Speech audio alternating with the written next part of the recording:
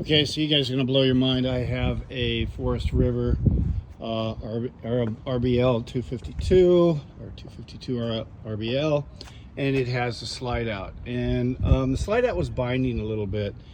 So I read lots of videos, people saying, you know, measure from the end, measure here, midpoint, it should be off by 1/4 of an inch. No, I'm sorry. I called Lippert, and what they said was bring the slide about halfway in, loosen these 3 bolts, this one, and this one on both sides of the arm, and just let them be loose. Bring the slide in to just where you can get your hand in there and tighten them up, and test it, and it worked beautiful.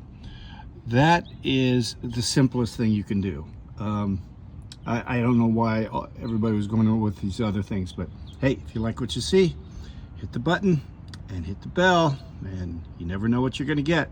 I hope this tip helps.